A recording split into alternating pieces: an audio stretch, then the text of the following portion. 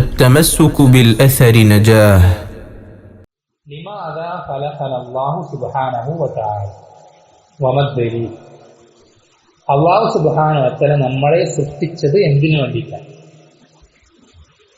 നമ്മൾ ഓരോരുത്തരും സൃഷ്ടിക്കപ്പെട്ടത് എന്ത് ലക്ഷ്യത്തിന് വേണ്ടിയിട്ടാണ്? അതിനുള്ള തെളിവ് എന്താണ്? പക്ഷെ നമ്മൾ സൃഷ്ടിക്കപ്പെട്ട ലക്ഷ്യം ഇതാണ് എന്ന് നമുക്ക് ഉറപ്പിക്കാനുള്ള തെളിവ് എന്താണ്? ഇതാണ് ചോദ്യം. അതിന് ഉത്തരം ഇവിടെ കൊടുക്കുന്നത് ലിഇബാദത്തിഹി വഹ്ദ. നമ്മൾ സൃഷ്ടിക്കപ്പെട്ടത് അള്ളാഹുവിനെ മാത്രം ഇബാദത്ത് ചെയ്യാൻ വേണ്ടിയിട്ടാണ്.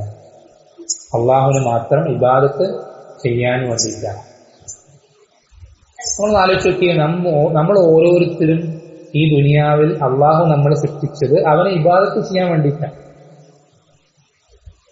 നമ്മൾ ഓരോരുത്തരെയും അള്ളാഹു സുബ്ഹാനഹു വ തആല ഈ ദുനിയാവിൽ സൃഷ്ടിച്ചത് അവനെ ഇബാദത്ത് ചെയ്യാൻ വേണ്ടിയിട്ടാണ്. അപ്പൊ നമ്മൾ ഈ സൃഷ്ടിക്കപ്പെട്ട കാര്യം നമുക്ക് പൂർത്തീകരിക്കാൻ സാധിച്ചിട്ടില്ലെങ്കിൽ, നമ്മൾ കുറെ അങ്ങനെ ചെയ്തു, കുറെ ഇങ്ങനെ ചെയ്തു, കുറെ ബാങ്ക് ബാലൻസ് ഉണ്ടാക്കി, കുറെ കെട്ടിടങ്ങൾ ഉണ്ടാക്കി, കുറെ കാറുകൾ വാങ്ങി, കുറെ വീടുകൾ കെട്ടി, ഇങ്ങനെ കുറെ അങ്ങനെ ചെയ്തു, ഇങ്ങനെ ചെയ്തു, ഇതുകൊണ്ടൊന്നും നമുക്ക് എന്തെങ്കിലും ഒരു ഉപകാരം ഉണ്ടാവും? ഒരു മനുഷ്യൻ അല്ലെങ്കിൽ ഒരു സൃഷ്ടി, ആ സൃഷ്ടി എന്തിനു വേണ്ടിയിട്ട് സൃഷ്ടിക്കപ്പെട്ടുവോ ആ കാര്യം ആ സൃഷ്ടി പൂർത്തീകരിച്ചിട്ടില്ലെങ്കിൽ പിന്നെ ആ സൃഷ്ടിയുടെ ജീവിതത്തിന് എന്തർത്ഥമുള്ളത്?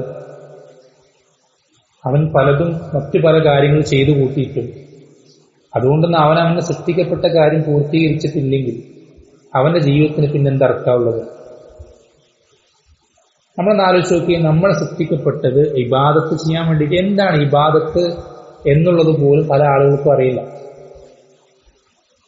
ഞാൻ സൃഷ്ടിക്കപ്പെട്ട ലക്ഷ്യമായ അള്ളാഹു ഇബാദത്ത് ചെയ്യുക എന്നുള്ളത്, അത് ഞാൻ പൂർത്തീകരിക്കണമെങ്കിൽ എനിക്ക് നിർബന്ധമായിട്ടും എന്താണ് ഇബാദത്ത് എന്ന് അറിയേണ്ടതുണ്ട്. അതല്ലാതെ എനിക്കത് പൂർത്തീകരിക്കാൻ സാധിക്കില്ല. അള്ളാഹുവിനെ ഇബാദത്ത് ചെയ്യാനാണ് എന്നെ സൃഷ്ടിച്ചിട്ടുള്ളതെങ്കിൽ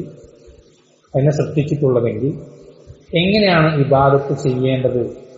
എന്താണ് ഇബാദത്ത്? ഇതൊക്കെ ഞാൻ അറിയേണ്ടതുണ്ട്.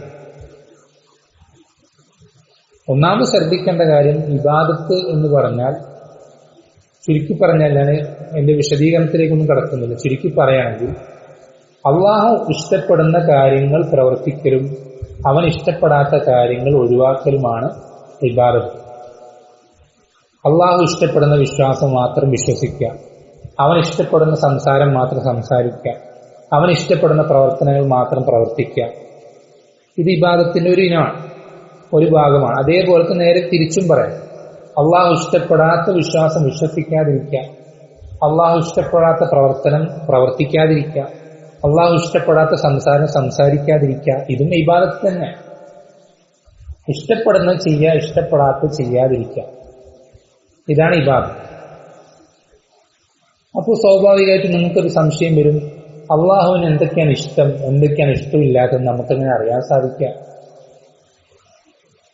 അല്ലെ, അള്ളാഹു ഇഷ്ടപ്പെടുന്നത് ചെയ്യലും ഇഷ്ടപ്പെടാത്ത ചെയ്യാതിരിക്കലാണല്ലോ ഇബാദത്ത്.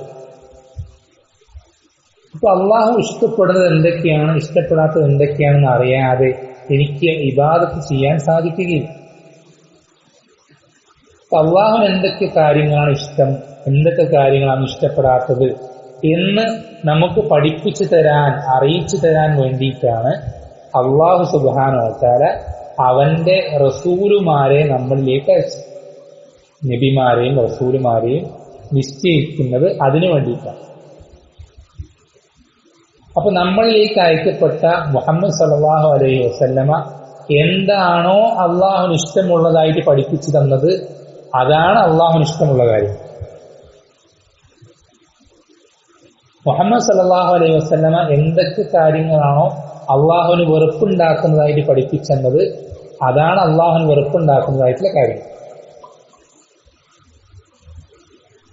ചുരുക്കി പറഞ്ഞാൽ നബി സല്ലല്ലാഹു അലൈഹി വസല്ലമ അറിയിച്ചു തന്നത് എങ്ങനെയാണോ, എപ്രകാരമാണോ, അതേപോലെ അള്ളാഹു ഇഷ്ടമുണ്ടെന്ന് പഠിപ്പിച്ചെന്ന കാര്യങ്ങൾ നമ്മൾ പ്രവർത്തിക്കാം. അള്ളാഹു വെറുപ്പെന്ന് പഠിപ്പിച്ചെന്ന കാര്യങ്ങൾ നമ്മൾ എന്ത് ചെയ്യുക, ഒഴിവാക്കാം. ഇതിനു വേണ്ടിയിട്ടാണ് അള്ളാഹു സുബ്ഹാനഹു വ തആല റസൂലുമാരെ നമ്മളിലേക്ക് അയച്ചത്. ചുരുക്കി പറഞ്ഞാൽ ഇത്രയേ ഉള്ളൂ, റസൂലുമാരെ അനുസരിച്ചാൽ നമ്മൾ നമ്മുടെ ജീവിതത്തിന്റെ ലക്ഷ്യം പൂർത്തീകരിച്ചവരാകാൻ സാധിക്കും. നമുക്ക് നമ്മുടെ സൃഷ്ടിപ്പിന്റെ ലക്ഷ്യം പൂർത്തീകരിക്കാൻ റസൂലുമാരെ അനുസരിക്കുക. ആണ് നബി സല്ലല്ലാഹു അലൈഹി വസല്ലം പറഞ്ഞത്, മൻ അതാഅനി ദഖലൽ ജന്ന. ആരാണോ എന്നെ അനുസരിക്കുന്നത് അവൻ സ്വർഗത്തിൽ പ്രവേശിക്കും. വമൻ അസാനി ഫഖദ് അബാ. ആരാണോ എന്നെ അനുസരണക്കേട് കാണിക്കുന്നത് അവൻ സ്വർഗത്തിൽ എനിക്ക് പോകണ്ട എന്ന് വിസമ്മതിച്ചവനാണ്.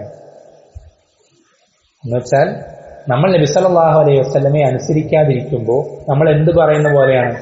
എനിക്ക് സ്വർഗത്തിൽ പോകണ്ട, ഞാൻ സ്വർഗത്തിൽ പോകാൻ ഉദ്ദേശിക്കുന്നില്ല എന്ന് പറയുന്നത് പോലെയാണ് എന്ത്? നബി സല്ലല്ലാഹു അലൈഹി വസല്ലമയെ നമ്മൾ അനുസരിക്കാതിരിക്കുമ്പോൾ നമ്മൾ ആ ഒരു നിലപാടിലേക്ക് എത്താം. എനിക്ക് സ്വർഗത്തിൽ പോകേണ്ട ആവശ്യമില്ല എന്ന് പറയുന്നത് പോലെയാണ്. അപ്പൊ ചുരുക്കി പറഞ്ഞാൽ ഇത്രയേ ഉള്ളൂ, ഇബാദത്തുകൾ ചെയ്യാൻ, അള്ളാഹു ഇഷ്ടപ്പെടുന്ന കാര്യങ്ങൾ ചെയ്യാനും അവൻ വെറുക്കുന്ന കാര്യങ്ങൾ ഒഴിവാക്കാനുമാണ് അള്ളാഹു സുബ്ഹാനഹു വ തആല നമ്മളെ ഈ ദുനിയാവിൽ ഇവിടെ സൃഷ്ടിച്ചത്. അതിനു വേണ്ടിയിട്ടാണ്, അവനെ ഇബാദത്ത് ചെയ്യാൻ വേണ്ടിയിട്ട്.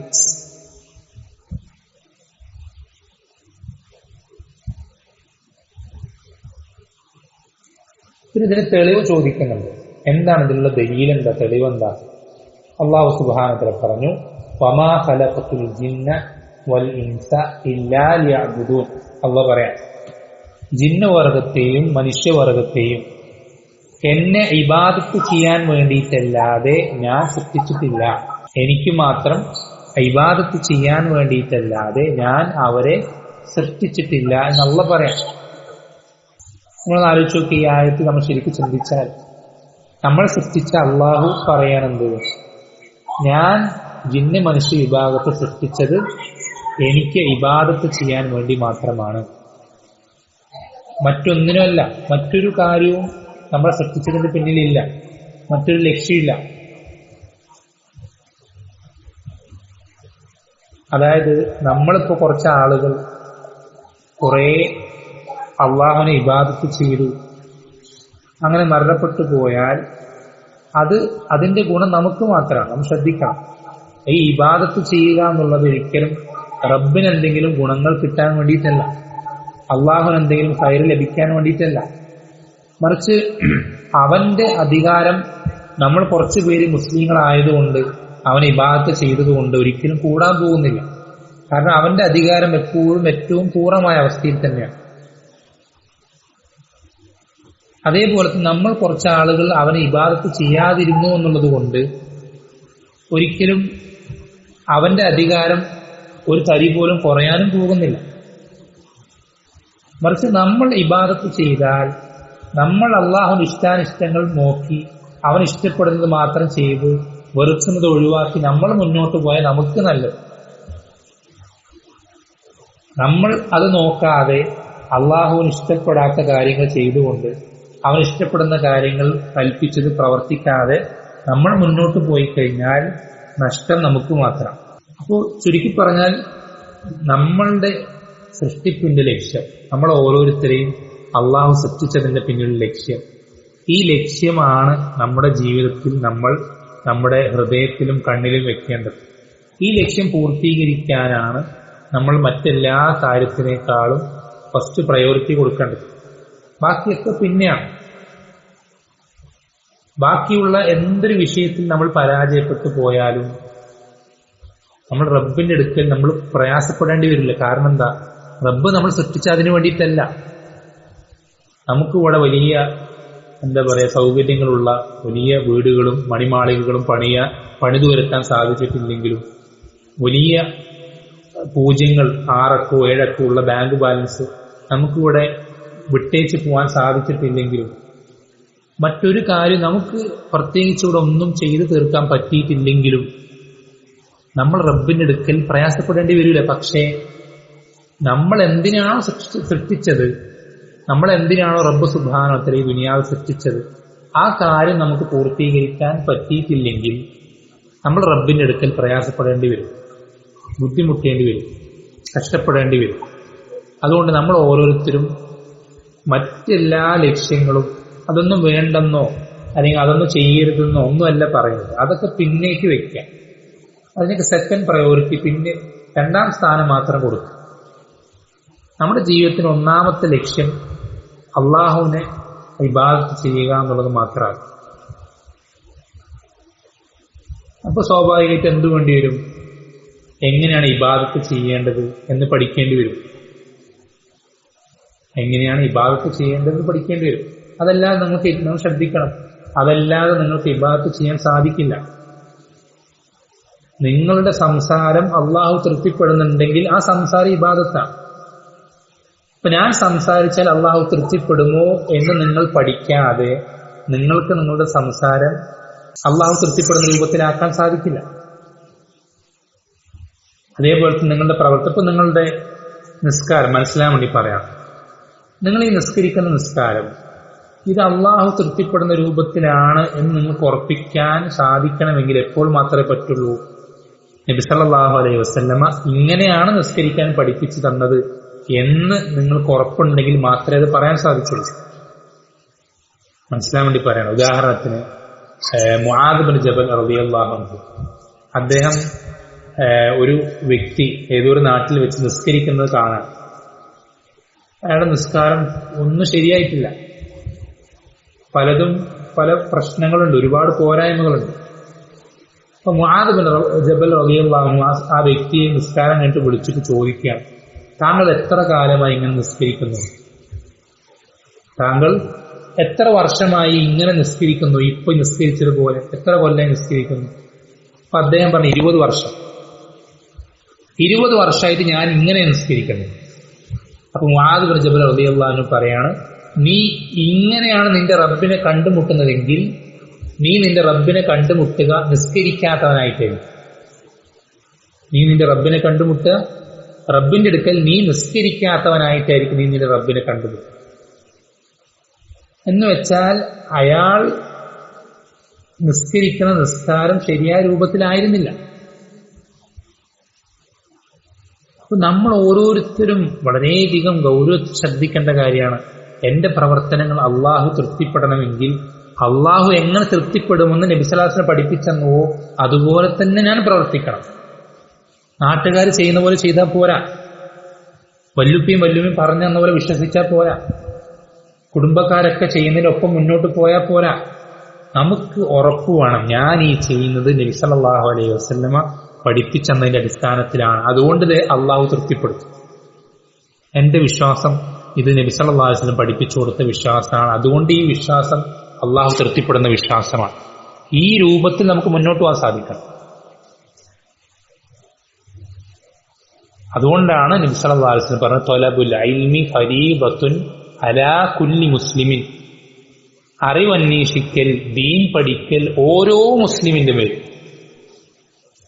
മുസ്ലിമാണെങ്കിൽ നിങ്ങൾക്ക് പല കാര്യങ്ങളും നിർബന്ധമായും പഠിച്ച് മനസ്സിലാക്കേണ്ടതായിട്ടുണ്ട്. അത് പഠിക്കാതെ അതിനനുസരിച്ച് മാറ്റങ്ങൾ വരുത്താതെ നിങ്ങൾക്ക് സ്വർഗത്തിൽ പോകാൻ കഴിയില്ല. നിങ്ങൾക്ക് നിങ്ങളുടെ ജീവിതത്തിന്റെ ലക്ഷ്യം ഇബാദത്ത് പൂർത്തീകരിക്കാൻ സാധിക്കില്ല. നരകത്തിന് രക്ഷപ്പെടാനോ സ്വർഗത്തിൽ പ്രവേശിക്കാനോ റബ്ബിനെ തൃപ്തിപ്പെടുത്താനോ നിങ്ങൾക്ക് സാധിക്കില്ല. നിങ്ങൾക്ക് പലതും നിർബന്ധമായും പഠിക്കേണ്ടതായിട്ടുണ്ട്.